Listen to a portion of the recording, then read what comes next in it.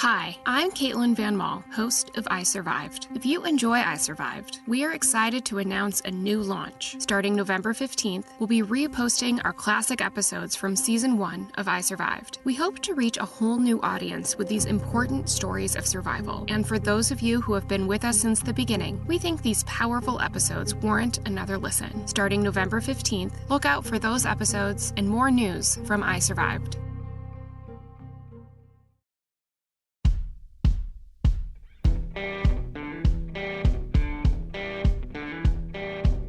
I'm Brett. And I'm Alice. And we are the prosecutors.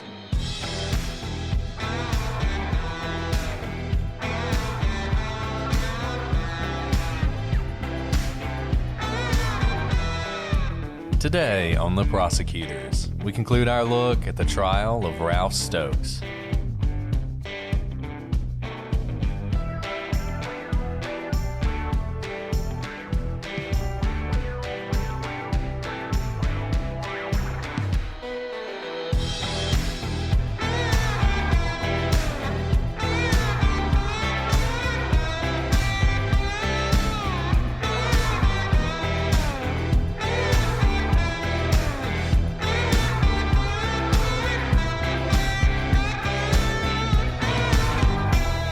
Hello, everybody, and welcome to this episode of The Prosecutors. I'm Brett, and I'm joined, as always, with my sick co-host, Alice. And I mean that in the best way, Alice. Because finally, Brett, after all these years of recording, instead of you being sick, now I'm the one who's sick. Oh, how the worm has turned. It's true. I don't wish it on anybody. I'm sorry, Alice. Well, if I could take it for you, I would. You know what, though? It was coming back from West Palm Beach where we got to hang out with our awesome fans, so it was worth it. It was worth it. I blame them, though. It was probably their fault. It definitely wasn't. We met outside, and everyone was... True. It definitely wasn't their fault. I think it was the plane, but it's okay. It probably was the plane. The plane is the most likely thing. But, you know, look, this, once again, testament. Alice... She is fighting through. I kept telling her, we don't have to do this, don't have to do this. And she's like, no, we must. So we're going to see how this goes. Well, if Alice starts, speaking in tongues at some point, we'll know something went wrong. I am a little loopy. I'm on it's just a cold. I'm fine. But I do sound stuffed up. So, nobody comment about how the female co-host has a nasal voice. I know they will. But now you guys are in the know and you get to laugh. Exactly. Well, since you were not feeling great, I think we should just dive right in. We got a lot to talk about. We're going to try and finish today. We'll see if we can. Let's go for it. I think we can do it because we are nearing the end. Last time we talked about Ralph Stokes' mom and dad testifying and neighbors.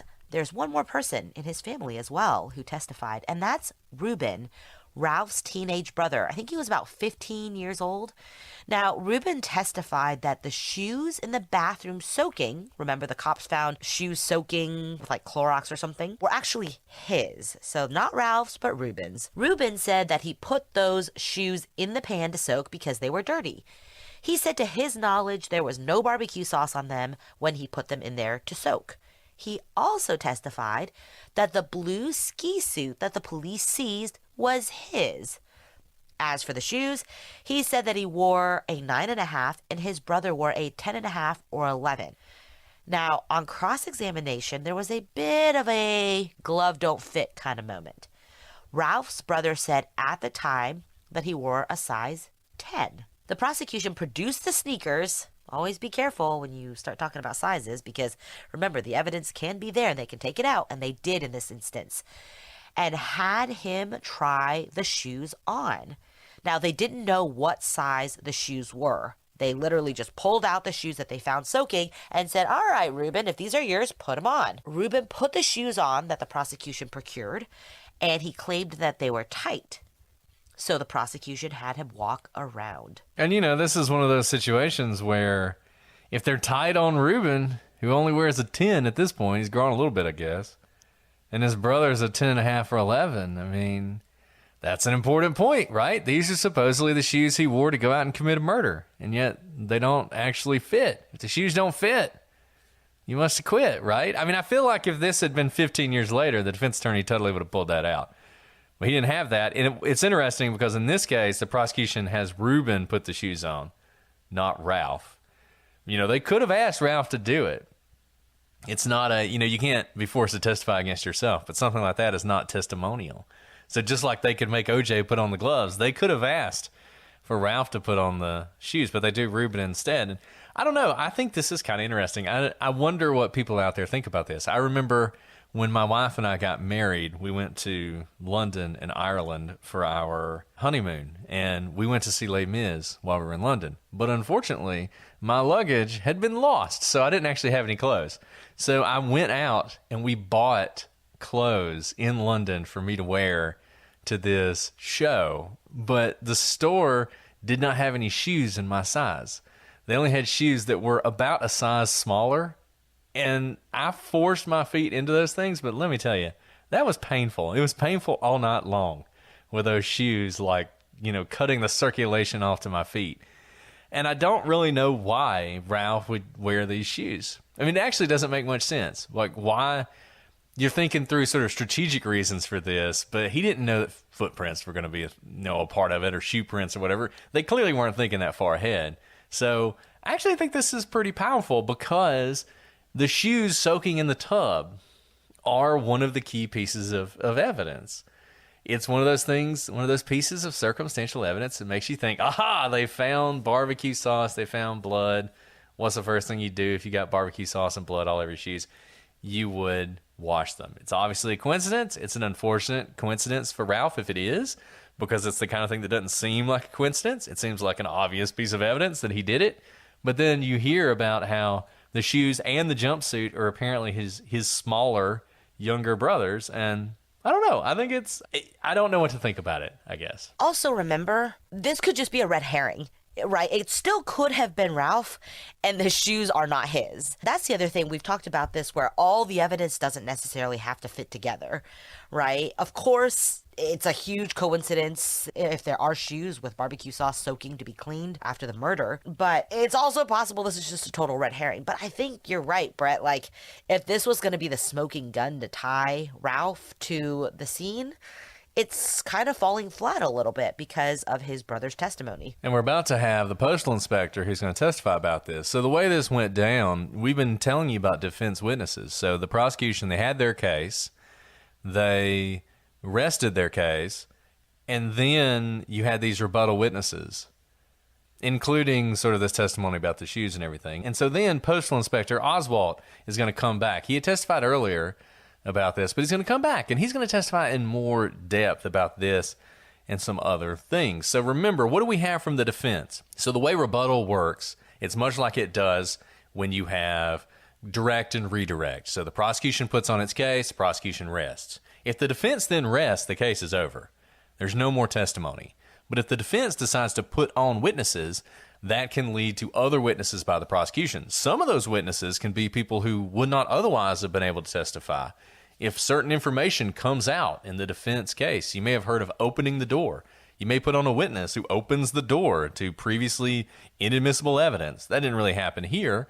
This was more, we've heard the evidence from the defense, now we're going to put witnesses on to rebut it. And there are two things they want to talk about. They want to talk about the shoes, the barbecue sauce, and all that stuff. And they want to talk about some of the stuff they heard from Ralph's dad. As we said earlier, Ralph Sr. provides an alibi for Ralph Jr. He also talks about the gun. We talked about this gun a lot. According to Ralph, he had a gun, same caliber as the shell casings that were found in the house, but years before, he had actually turned the gun over during a gun buyback at the local fire station. So the prosecution, they want to rebut some of this testimony. So they put on Postal Inspector Oswald, who is a federal law enforcement officer who was only involved in this case because a postal inspector was killed. And he was actually the person who had spoken to Ralph's father the day of the search. And on that day, he asked him the last time he'd seen his son. So remember, the search is basically right after the murders. The murders happen. They learn that Ralph might be involved. They get a search warrant. They go. That day, Ralph Sr. said the morning of the murders, but that he did not know where his son had gone after that. Now, normally, This is sort of this is hearsay, right? So this is Oswald speaking to what Ralph Sr. said when he asked him this question. But because it's rebuttal, because it's challenging testimony of Ralph Sr., it can come in.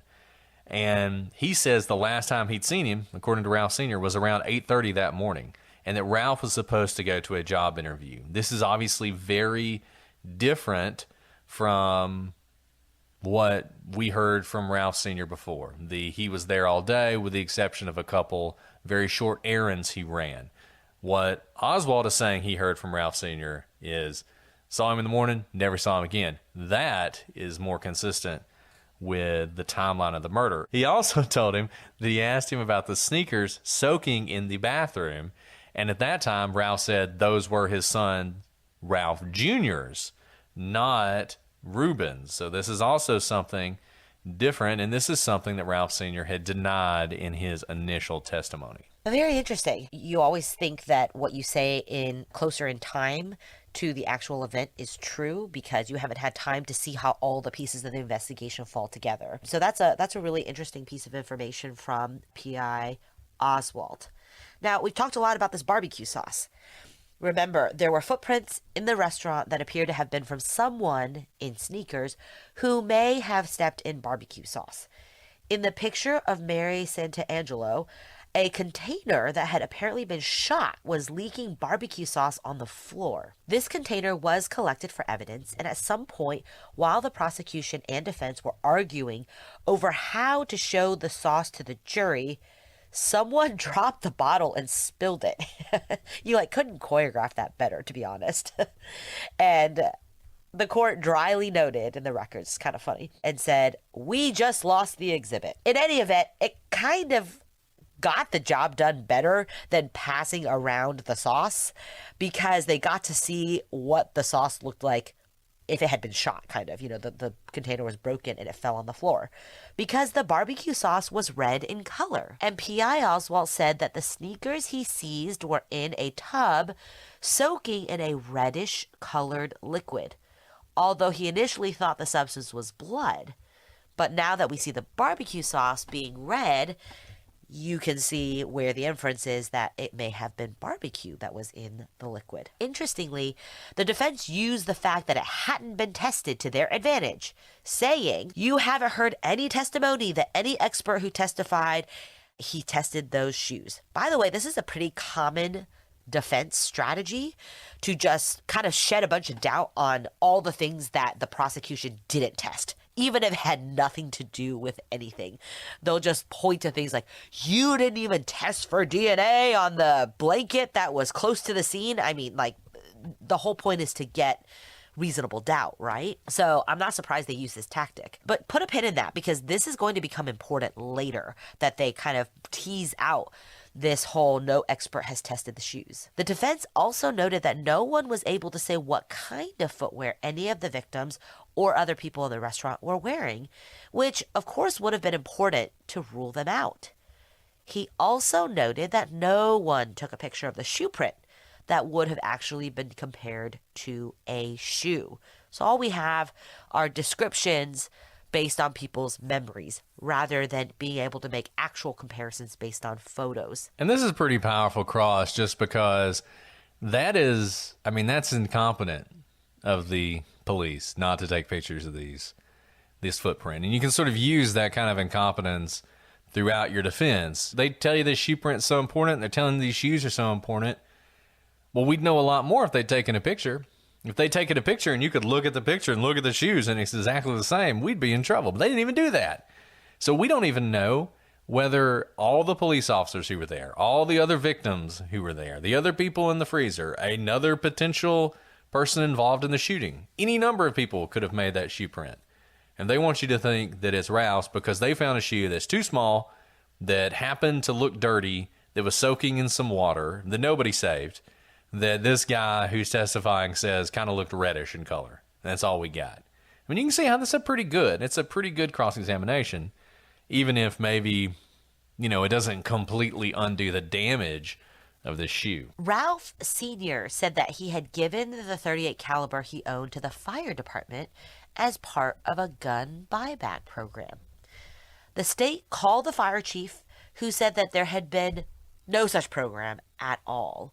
So Ralph Sr.'s caught in a bit of a lie here. And of course, this is important because what gun was used? A .38 caliber. Yeah, and it's one of those things where undermining Ralph Sr. is really important, because if you make it look like he's lying for his son, then it also undermines his alibi. And the alibi is something people point to all the time. If you listen to people talk about this case, if you read about it, if you read the habeas corpus motions that Ralph has filed, they often say things like, convicted of a murder he couldn't have committed because he was somewhere else, confirmed alibi, that kind of stuff. But when you undermine the people who are giving you the alibi, well, that goes a long way to hurting your defense, particularly when your defense is kind of that. If that's basically your defense and the prosecution's shown all this evidence, including one of the victims saying you did it, it's not surprising that when this trial concluded, Ralph was found to be guilty.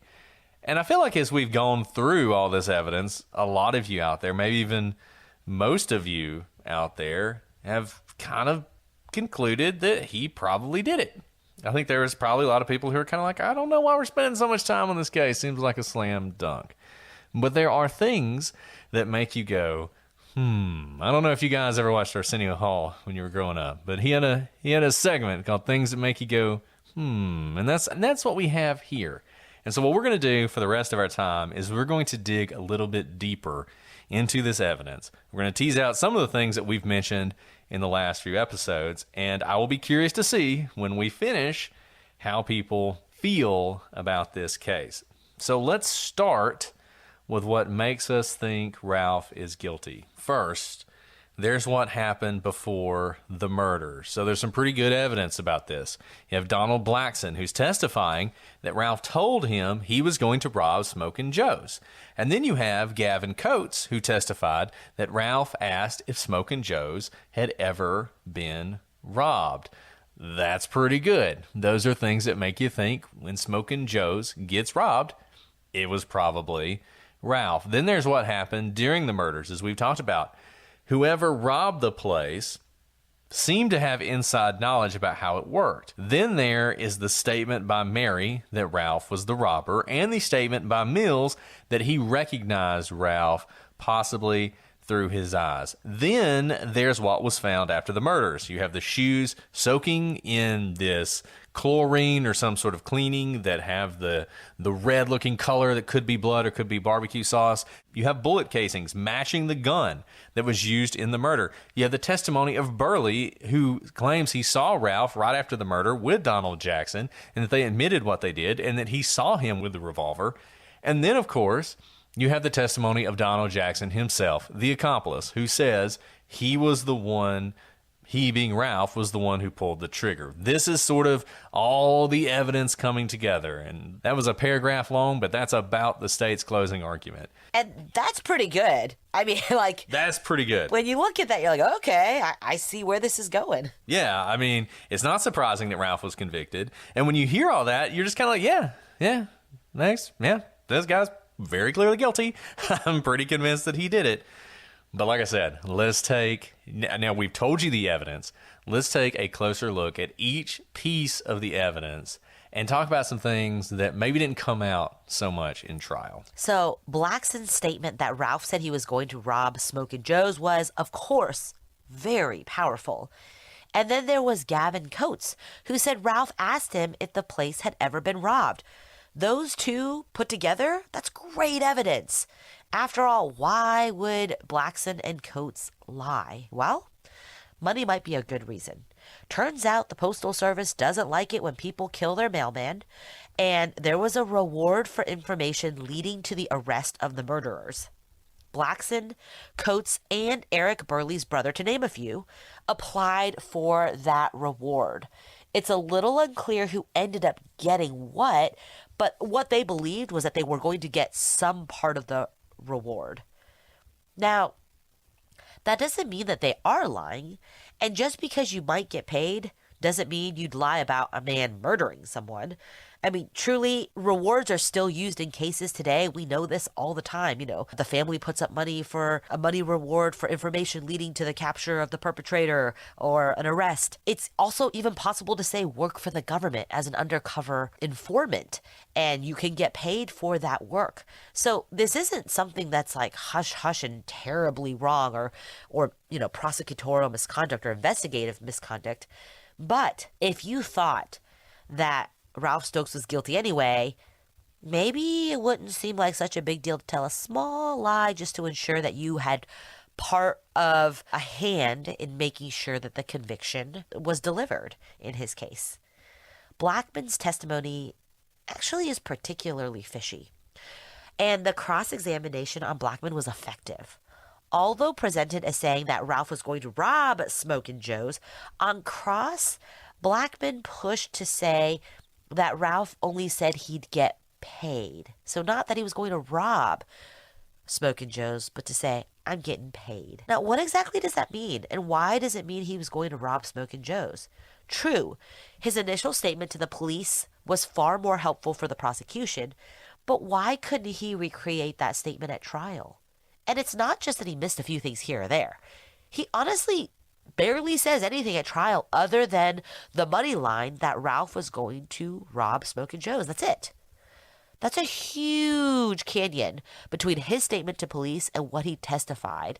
And that's really troubling because you can see how I'm getting paid could be completely innocent. You could also see how that may mean like you're going to get money somehow, but honestly, without that in context, it's not clear that that means anyone's going to rob Smokin' Joe's. And it's particularly problematic because, as the defense was able to show, Ralph worked at Smokin' Joe's and he'd gone on vacation and apparently had never collected his last check. So it could be something as simple as, I'm going to go down to Smokin' Joe's and get my last check.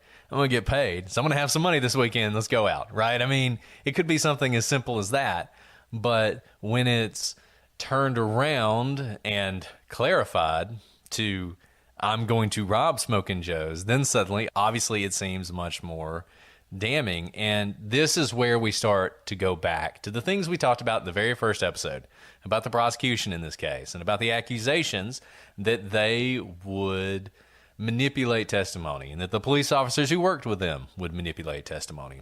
And we're going to see some actual examples of that in this case that might shed some light on how this all could have gone down. So, if you look at the police reports in this case, you will notice that they change. In the police reports for two of the survivors, or the only two survivors, the police initially wrote that they were given a general description that might be consistent with Ralph.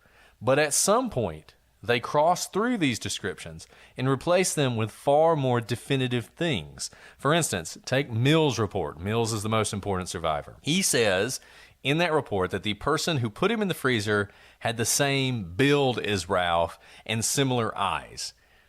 So, okay, similar build, similar eyes. That's what he says in the initial police report. But then when you look at the police report, that line is literally crossed through.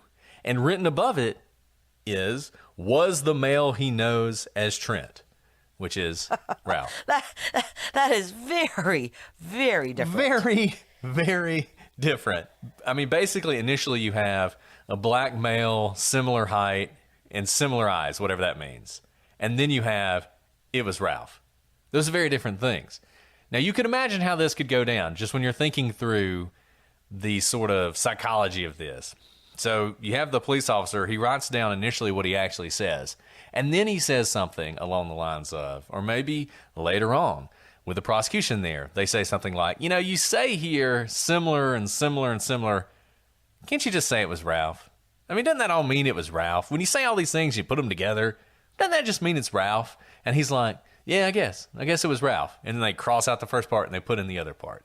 Same thing. We don't have evidence of that with the testimony about him robbing the place, but you could imagine that initially he says, yeah, he said he was going to go down to Smokin' Joe's and get paid.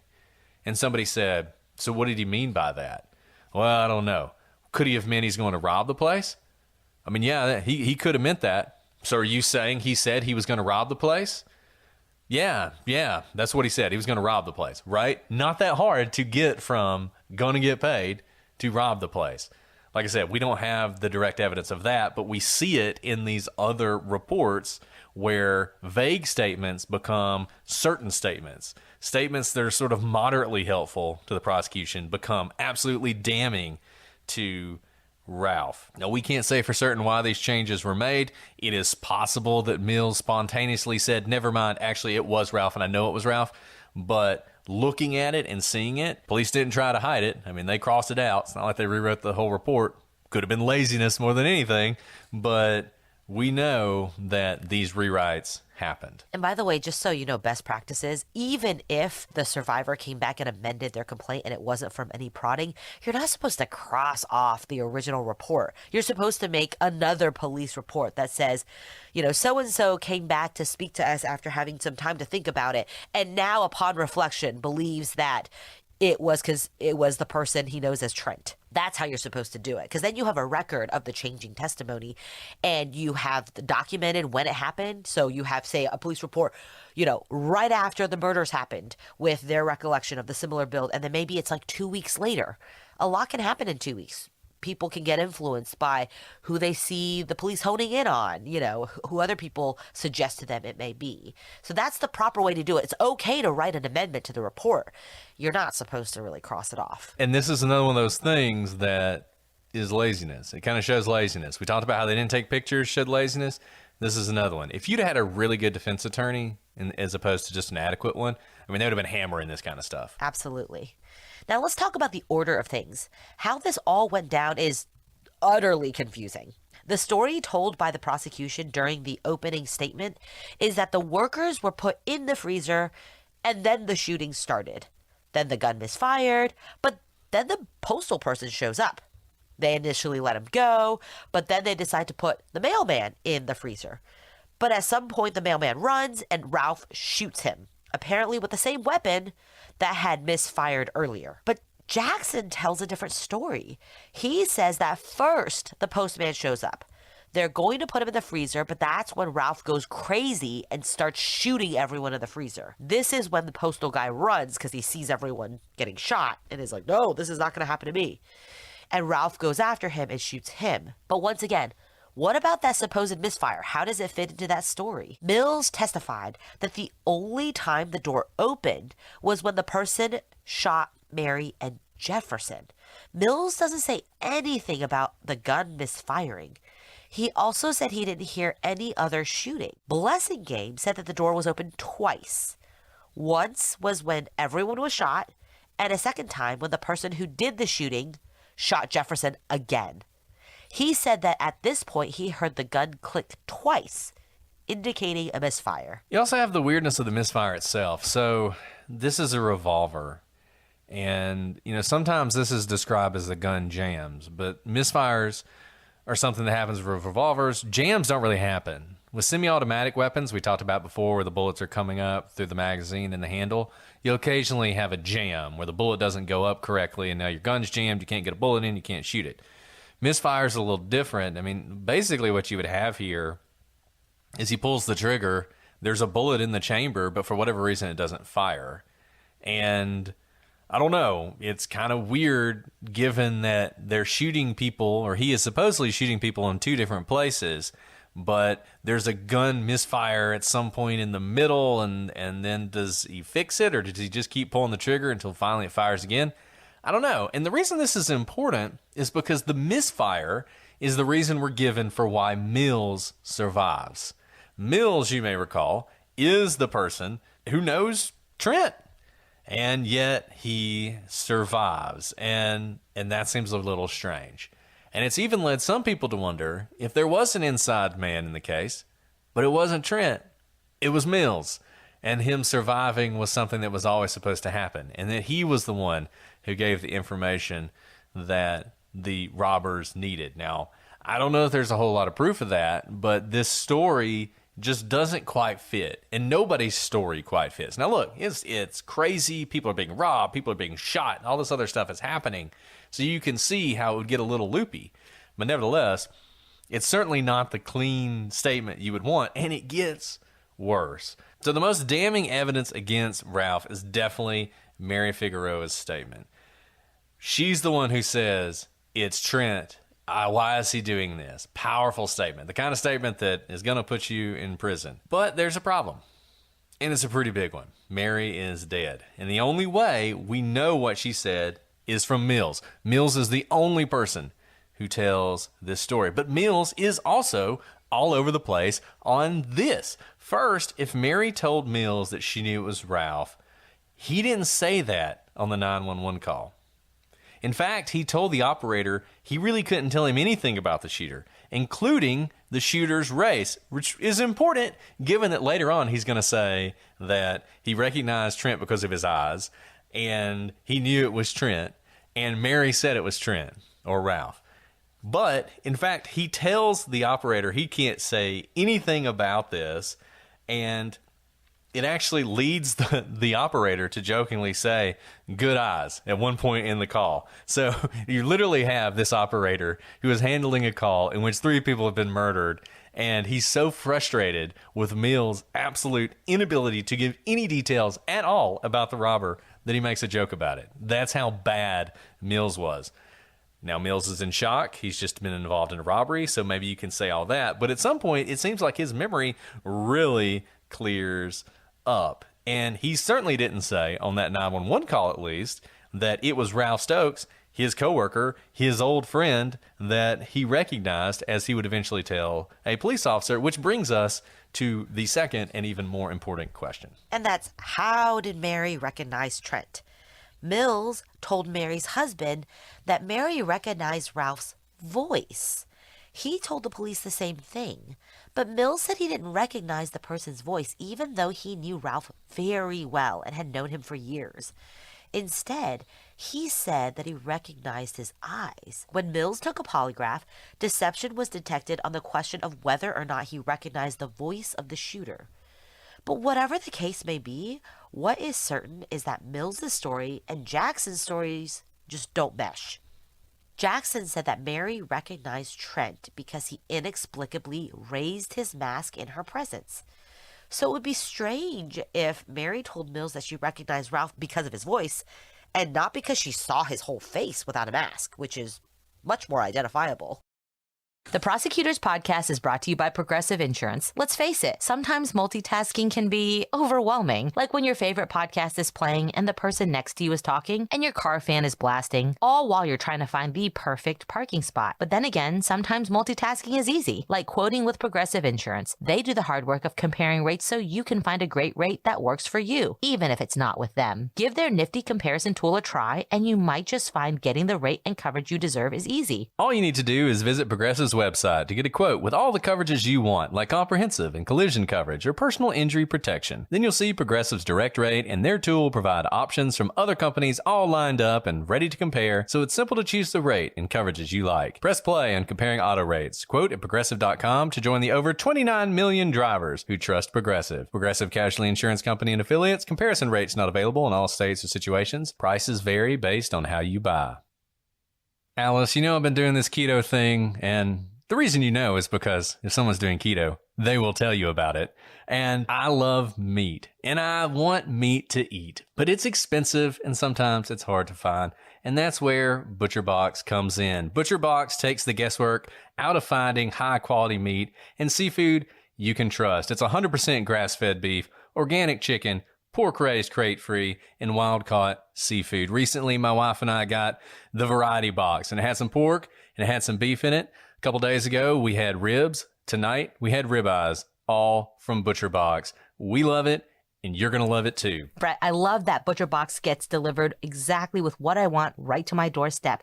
There's free shipping for the continental U.S. and no surprise fees. You can choose from a variety of box plan options, from curated to customized, and you can change your plan whenever you want. My family gets to enjoy a range of high-quality meats that are hard to come by at our grocery store at an amazing value. Now, ButcherBox is offering our listeners one of the best deals yet, a 100% grass-fed grass-fed chuck roast and a whole organic chicken free when you join, plus an additional $20 off your first box.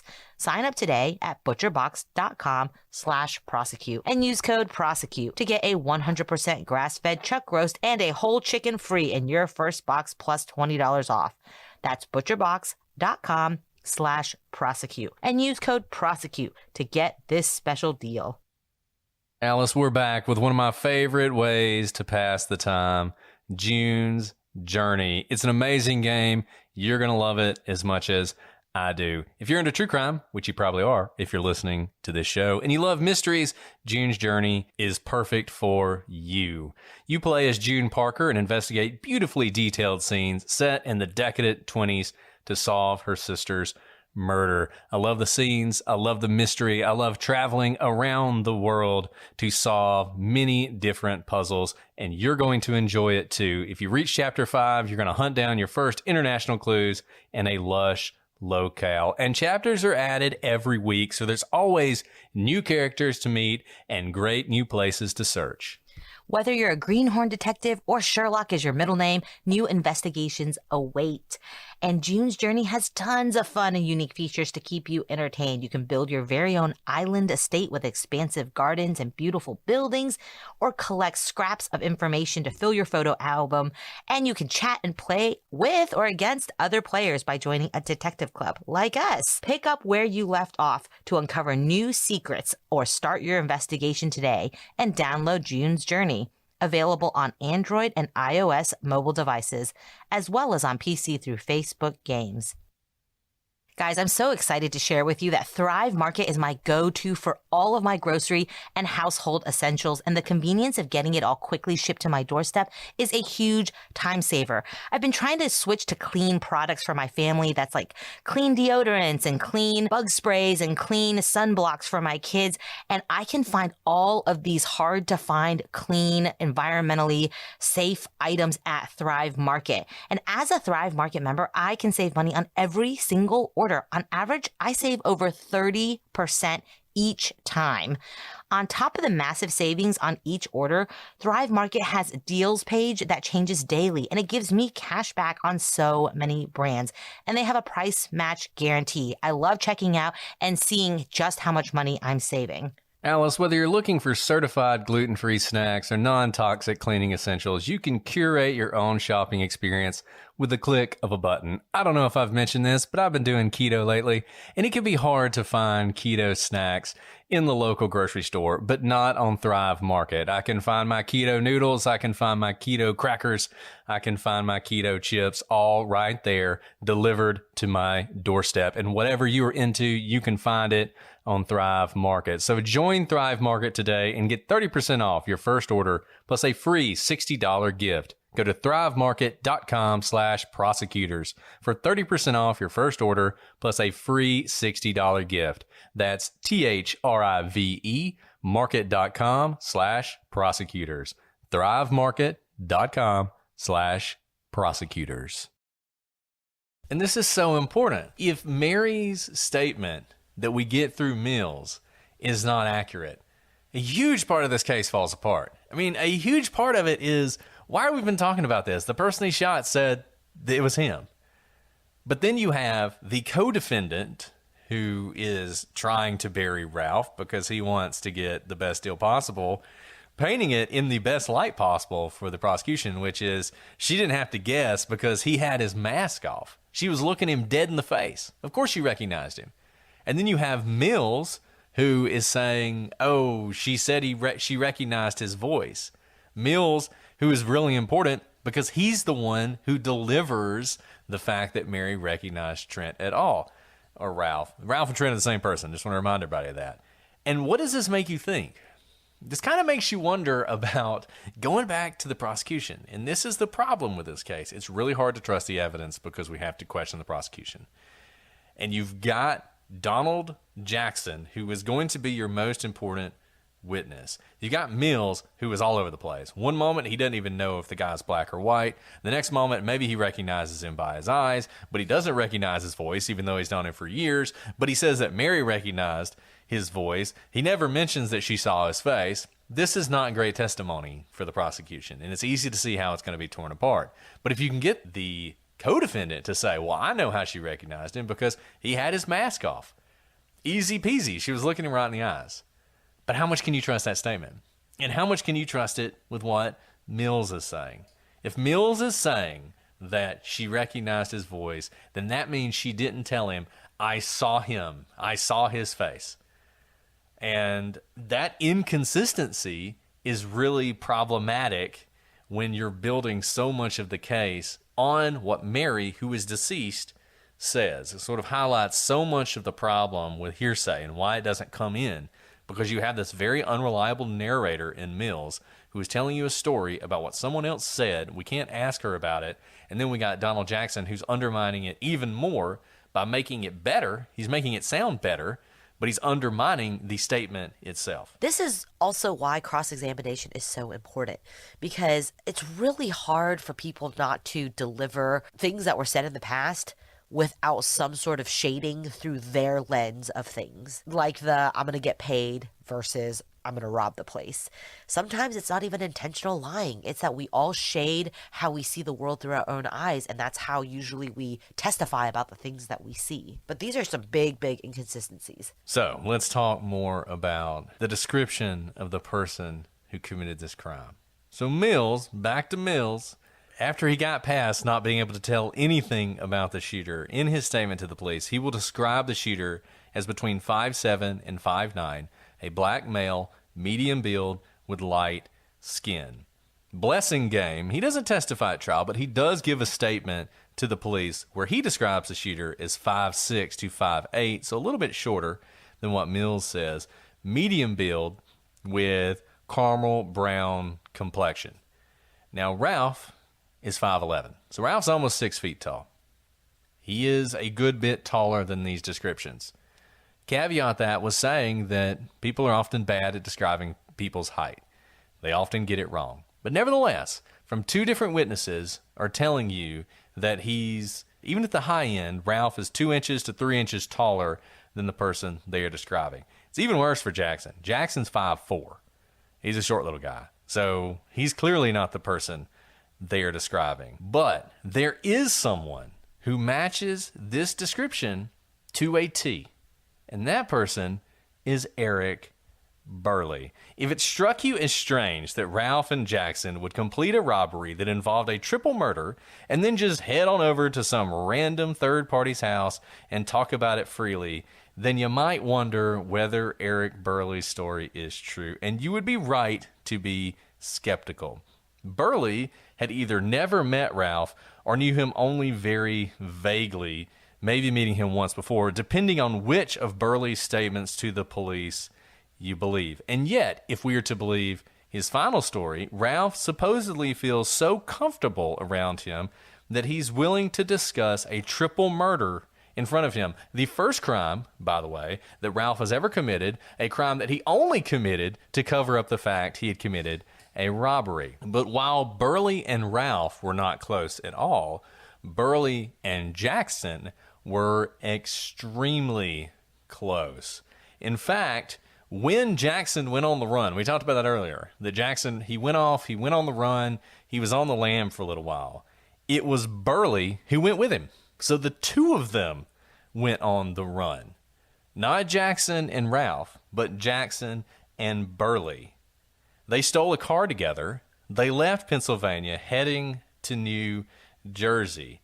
And in sort of a bizarre twist, Jackson actually disguised himself as a woman in this process. So you have Burley and Jackson on the run, and Jackson disguising himself as a woman. And that stolen car, the one they stole to go on the lam together, it's likely not the only crime they committed together. In 1980, Jackson was fingered for a robbery he committed with an accomplice. That accomplice was described as 15 to 18, 5'7", medium build, medium complexion. The same description as the shooter at Smokin' Joe's, and a description that fit Burley. And there's no question that Burley, like Jackson, was someone willing to use violence. In October 1982, Burley was arrested and convicted of shooting a man 4 times. And what weapon did he use? A revolver. Much later, the defense would actually discover that the police sought an arrest warrant for Burley for his role in the robbery. The prosecution would decline to issue that arrest warrant and use the fact that they were not pursuing him to encourage the testimony of Burley and Burley's brother, both of which were critical and for which Burley's brother would later seek a reward. This fact was not disclosed to the defense. Whoa. So that's a lot of powerful evidence against Burley, who we've been kind of suspect at this entire time. That might beg the question of whether there was a third man. The two survivors described one of the robbers as being 5'10 or 5'11, who was at the restaurant but didn't shoot anyone or say anything. This person was not the shooter and in fact was said to have the automatic. Neither Burley nor Donald Jackson, in particular, given how short he was, fit the description of this 5'11 person. But Ralph does. So maybe was Ralph part of the robbery, but he wasn't the shooter. The defense would later learn that a man named Eric Burl had told police that he'd seen Jackson in the company of two men. Jackson was armed with a revolver that matched the description of the one used in the robbery. Burl told police that Jackson had told him the three of them had knocked off Smokin' Joe's. Burl's statement was supported by one key detail. He said the next day he saw Jackson dressed like a woman. He told him that he was on the run because the feds were now involved. Now, most people didn't know it, but when Jackson went on the run, like Brett just said, he disguised himself as a woman. This wasn't like all over the news or anything. So this piece of evidence actually lends a lot of credence to Burl's statement. Here's the important thing. Burl's statement was never turned over to the defense. So we're starting to see a pattern here. We're seeing people who are changing their stories. We are seeing people's police reports that are changing. We are seeing evidence in favor of Ralph that's not turned over to him, and it doesn't end there. Let's talk about the shoes again. Coming back to the shoes, another powerful piece of evidence. You got barbecue sauce and blood on the floor. You have a shoe print in the barbecue sauce and the blood. You have a shoe that's soaking, that has it's red water and everything else. So at trial, we noted that the defense tried to rebut the suggestion that the shoes found at Ralph's house, that they had blood and barbecue sauce on them, in part by noting that they had never been tested. But in fact, they had been tested. Apparently, what? Yeah. That's apparently, not good. the postal inspector, who we discussed earlier, had the shoes tested. And the shoes came back negative for both blood and barbecue sauce. Now, who knew they could test for barbecue sauce? But neither blood nor barbecue sauce were found on the shoes. And I am sure you were all shocked to learn that neither of these tests were ever turned over to the defense, even though the prosecution had the test results, and even though the shoes themselves were a cornerstone of their prosecution. And everything we've told you, particularly the three things, the two statements that weren't turned over, the tests that weren't turned over, have raised the specter of a Brady violation in this case. Most of you know what Brady violations are, but just to remind you, the prosecution has a duty to turn over evidence that is exculpatory and material to the defense. Exculpatory, it can be something that shows that you're not guilty sort of directly, but it also can be things that would impeach the testimony of a witness against you. Basically, something you can use in your defense really should be turned over to the defense. Especially if it's testing done on a piece of evidence that is a cornerstone to the prosecution's story. Yeah, I mean, look, there is simply no question that this evidence should have been turned over by the prosecution. When you get into this in sort of an appeal type situation, I think you would basically have to admit, yes, this should have been turned over, and try and point to all the other evidence against Ralph. But let's step back for a second. Let's look at that litany of evidence that I went through at the very beginning, of the things that make you go, the things that made it seem so certain that Ralph did it. So you have Blackson and Coates' testimony, but Blackson's testimony is inconsistent with what he told the police. It seems to be shaky and unsure. He really can't give any details. And, oh, by the way, there's a reward involved. The same thing for Coates. What you have during the murder is maybe you have someone with inside knowledge. And I'll return to the inside knowledge in a second. You have the statement from Mills, but it seems inconsistent and all over the place, depending on when he's telling people things, whether it's the 911 operator or the police or the prosecution later on. And remember, we have an example of Mills' statement given to the police that is vague, that was amended to make it more clear and more damning to Ralph. You have the shoes soaking, but now we have tests of the shoes that weren't turned over, in addition to the evidence that the defense actually put on about how they were actually too small for Ralph. You have bullet casings matching a revolver, but all of a sudden we learn that one of the key prosecution witnesses, Eric Burley, likes to rob people with a revolver, and not only likes to rob people with a revolver, but likes to rob people with Donald Jackson with a revolver. And pulls triggers. Right, and is a trigger puller. And that's a big deal, right? It is a big deal, and we see with our criminals, just because you carry a gun doesn't mean you necessarily pull the trigger. A lot of criminals actually commit their crimes holding guns because people are afraid of guns, but they've never actually pulled the trigger. So to be a trigger puller puts you up to the next level. You've got, in this case, some really interesting testimony. Some of it that came in and some of it that didn't. But remember, from Mills and Blessingame, who are our two survivors, and I actually don't think Mills is involved. I think Mills is, doing the best he can. You have a description of one person who's involved in this robbery who is between 5'6" and 5'9", and another person who was around 5'11". Neither of those describe someone who we absolutely know was there, which is Donald Jackson. Donald Jackson's 5'4". I don't think you would get that wrong. Like I said, he's a pretty short guy. Ralph is 5'11", but remember, from the statement of the survivors, the person who was 5'11" didn't do anything. Didn't have a gun, or he had a gun. He had the semi-automatic at one point, but didn't shoot anybody. And then you have the perfect description for Eric Burley, the third party, the guy who, by the way, do you remember the whole barber situation where you have the barber who testifies that Ralph was one of the people with Donald Jackson? That barber didn't know Ralph, and he didn't know Burley either. It's quite possible that that person that was with Donald Jackson that day actually was Burley. Or the other possibility, and what I actually think happened in this case, I think there were three people there. I think Donald Jackson was there. I think Eric Burley was there, and I think Eric Burley was the shooter. I think Eric Burley is the man with the revolver. Donald Jackson will later say, the boy went crazy and started shooting everybody. Burley at the time was only 16 years old. Ralph was a little bit older. He was almost 20. Now look, could just be a colloquialism, or Donald Jackson could actually be talking about someone who was much younger who committed this crime. Donald Jackson, I think, had a lot of affection for Burley. I think he possibly looked at him like a younger brother. And when he knew the walls were closing in on him, he chose not to finger him.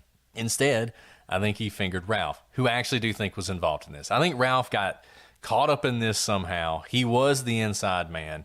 That was the information that these two criminals, these two robbers, these two guys who were willing to shoot people needed to rob the store. And I think that Ralph went along with them and was there while these other people committed the crime. That does not absolve Ralph of guilt. And obviously, it wouldn't mean that Ralph, his conviction would still be unjust to a certain extent, but he still would have gone to prison if that were the case. But he certainly wouldn't be on death row, just like Donald Jackson. It would have put him in a position where he couldn't really admit that, because if he comes out and says that, then he really is dooming himself, particularly because of Donald Jackson. And it really puts him in a difficult spot. And this is something I think is important when you look at cases like this. Sometimes people who are convicted wrongly actually did do something, but didn't do the thing they were accused of. In fact, maybe even most of the time, people who wind up in these situations are sort of not guilty of the thing that they're accused of, but maybe were somehow involved. I think he had a very minor involvement. I think had this been known at the time, had this case been properly handled, had Burley been convicted, I think Ralph would be out by now. I think he would have been the least culpable person of these three people who were involved. That's my theory looking at the evidence. It is possible Ralph's not involved in all, but I will say this. I think Ralph's alibi is not very good. I think his parents are obviously covering for him. And I think there is truth in the idea that the three men went back to Burley's place to split the money. I think that happened.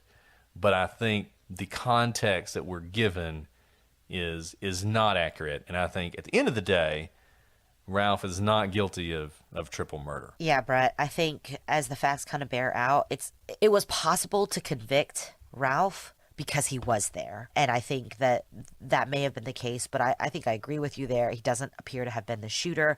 It would be very suspect if Eric Burley had nothing to do with this. It goes beyond belief that these two guys would go to Burley's house and openly argue in front of a third party who doesn't know the details of what just happened. Because remember, if the plan was just to have a robbery, and even if your friend Burley knew about the robbery, he didn't know you were going to kill a bunch of people, and not just one or two, but three people. That's a big deal. And so to fight in front of him, and then for Ralph, who barely knows Burley, to hand him both the murder weapon and the clothes to get rid of, but somehow keep the bullet casings as a souvenir, just doesn't really make any sense. But when you add Burley as the third person as in this robbery, that makes a lot more sense. And like you said, I think Ralph...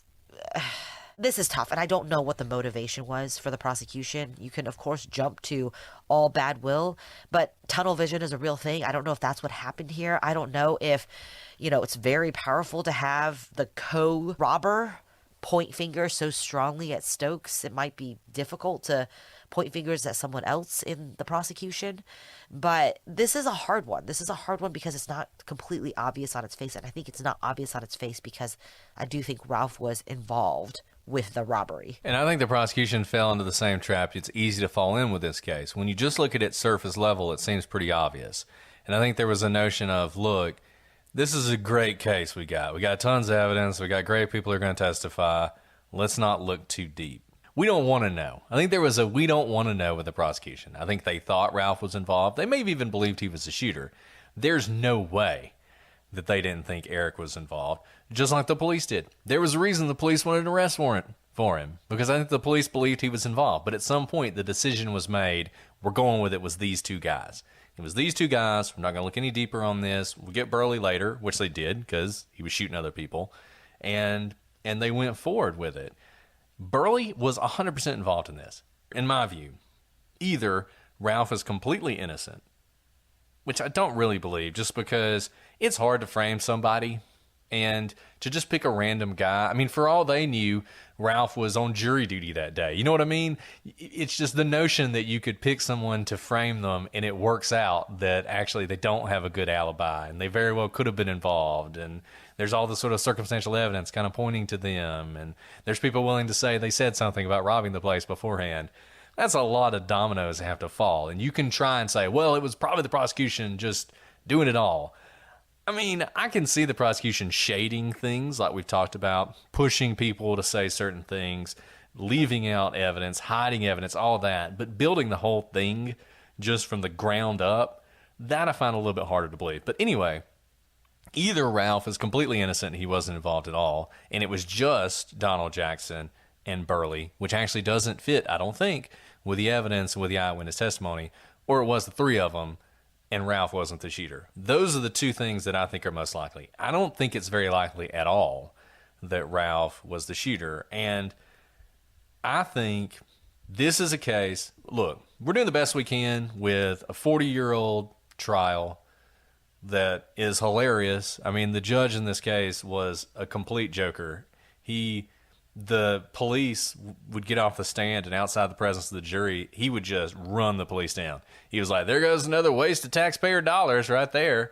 Completely incompetent. I mean, he hated the cops, and he was always making fun of the prosecution. I mean, it was kind of funny, but you got this crazy case from 40 years ago where both sides are quoting the Bible in the closing, where you've got hidden evidence and suppressed statements. That's all you have. We're not in a really great position to look in this deeply. But the people who are the people in Pennsylvania, the people in the Philadelphia DA's office, the people in the Conviction Integrity Unit. And this seems to me to be a case that doesn't get a lot of attention. There's not been a lot of media focus on it. But it is a case that those people should look at. And if at the end of the day, those people look at this case and they're like, no, those crazy podcasters are wrong. He clearly did it for all these reasons. There were no Brady violations. Okay, that's fine. I'll accept that. But what I don't think we can accept is not having someone take a deeper look at this case. A lot of cases of supposedly innocent people that are really famous don't really deserve a lot of attention. This one does, and it's my hope that this case will be re-examined sometime in the near future. People are dying. Mills is dead, as far as I know. Donald Jackson's still in prison, but he is obviously much older. And you have Ralph, who was 19 years old when he was arrested 41 years ago. He has lost a lot of his life, and if it turns out that he's either innocent or that's an appropriate sentence for his involvement, then he needs to be released. So that's my hope, is that someone will take a harder look at this case. Yeah, we're limited to, what's out there. We're not investigating this case, and there's enough questions and certainly enough things that make you go, about this case to take a deeper look. And I appreciate Maggie pushing us to look at that second look, because upon first glance, it was like, yeah, it looks pretty locked in. But there are certainly questions to be answered here. I mean, when I first looked at this, I was like, Mag, I don't know if we can cover this case, because this seems so obvious to me. He's guilty. But the more you look, and the more you look at those statements, and the more you look at the evidence that was left out, and the more you look at the contradictory testimony, it seems so beautiful, but it's like a paper mache thing, right? Like, it looks pretty on the outside, but it's really hollow on the inside. And that's what I think about this case. I think it's hollow on the inside. And I think once you start poking at it, all of a sudden it starts falling apart. So those are our thoughts on this case. We've given you guys a lot of information over the course of 4 episodes. We kind of set you up to think he's obviously guilty before we started poking holes. So curious to know how many of you, after listening to this episode, have other questions, or if you think, no, we're reaching and he's actually very guilty. Shoot us an email, prosecutorspod@gmail.com, @prosecutorspod, Twitter, Facebook, and Instagram. Thank you to all of you watching on YouTube, and to those of you who've received this episode early and ad-free on Patreon. Well, Alice, I know you're barely making it. We really appreciate you working through the episode today, but do you have anything left to say before we sign off? No, I think that this was worth the 4 episodes, and I hope you guys enjoyed it and went on the roller coaster ride with us, because that was kind of the ride that we went on in looking into the case, ups and downs. But it's a worthy case, and hopefully someone will really look deeply into this. So next week, we have one of my favorite true crime cases. So we've been working on it for a while. Looking forward to doing it.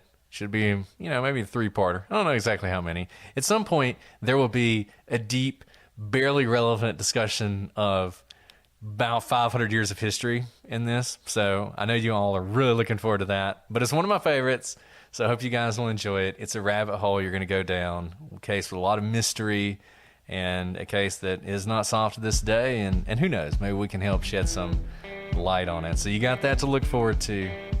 But until then, I'm Brett. And I'm Alice. And we are the prosecutors.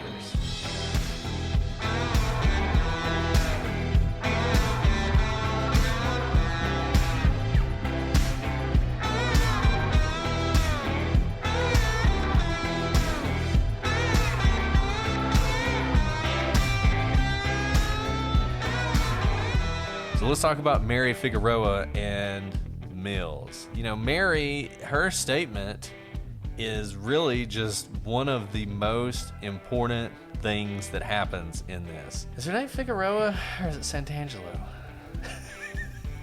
Oh, that's a good point. I don't know. I don't know where I would have gotten Figueroa for name 1 Figueroa. I thought it was Figueroa.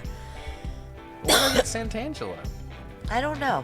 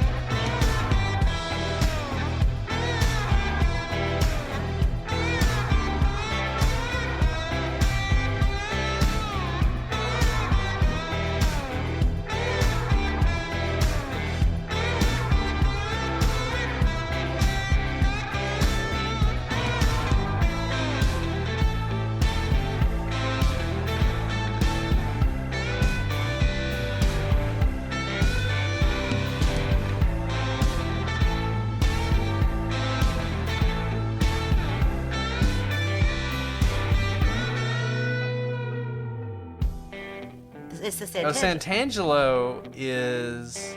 That's somebody else.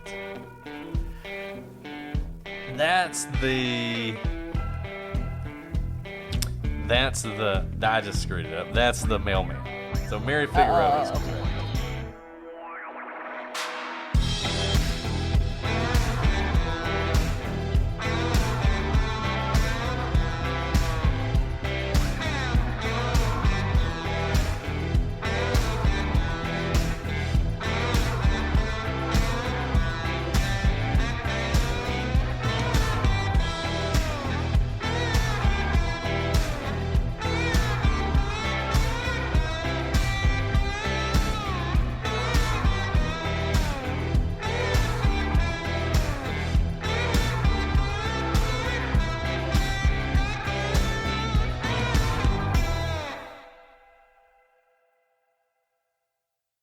All month long on Pluto TV, stream the biggest Tyler Perry movies free. Watch your favorites like Medea's Witness Protection and Medea's Big Happy Family. Join Tyler Perry as he goes on a couples retreat with Sharon Leal in Why Did I Get Married? Or Idris Elba and Gabrielle Union in the Tyler Perry directed film Daddy's Little Girls. Plus, Pluto TV has hundreds of channels with thousands more movies and TV shows. Available on live and on demand. Download the free